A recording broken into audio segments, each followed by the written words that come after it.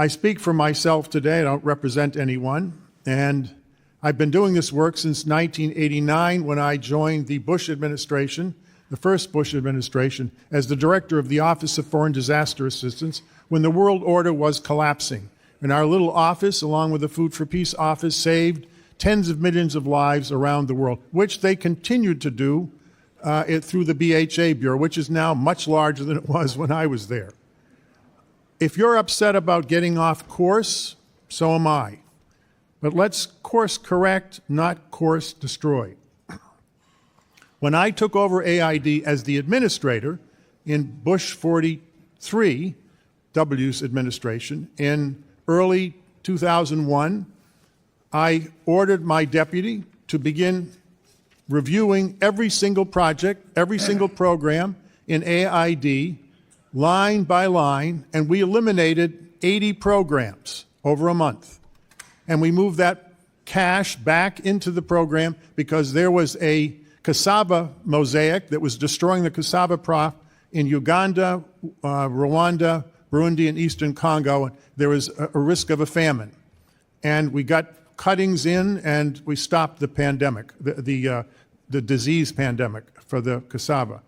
My point is, I eliminated a lot of philosophically offensive programs that a conservative administration would not tolerate. And when the Democrats took over, they moved the agency to the left. I moved it to the right. The Obama people actually said I was very right-wing. I was the most right-wing administrator in the history of the agency, and yet the career people followed what I wanted to do in the agency. We put heavy emphasis on economic growth. Some of the things you've criticized, sir, with all due respect, are economic growth programs that have been highly successful. 10% of the workforce in Egypt is from tourism. AID has properly invested $100 million over the years, and it's massively increased the number of jobs in Egypt. They are our ally. Don't we want people working instead of being unemployed? It is 12% of the GDP of Egypt, tourism. We call it development tourism. We do it in Lebanon. We do it in Tunisia. We've done it in Kosovo and in Bosnia. We've done it in Morocco. We do it all over the world. It brings in revenue and employs people. It's an economic growth project.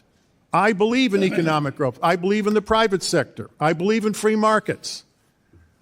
That's what AID does. The notion that AID is some kind of a Marxist institution is absolutely ridiculous, okay? I know the career officers. I work with them. There is a career track called the private sector officers. And what do? They work with the business community. I started a program which the Democrats continued called the Global Development Alliance. We started it very early on, 2001.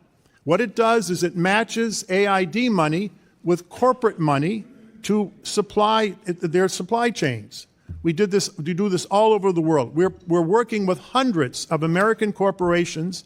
We've raised $60 billion in private sector funding with the American business community to increase jobs all over the world. We've been doing this for 24 years, very successfully. The Europeans and the Canadians and the Australians have taken our lead in this and tried to replicate these public-private alliances. 25% of the money in those GDAs is U.S. government money. 75% is private money. We invest together. We don't give them any money. They don't give us any money. We design the project. We co-invest, and then we manage it.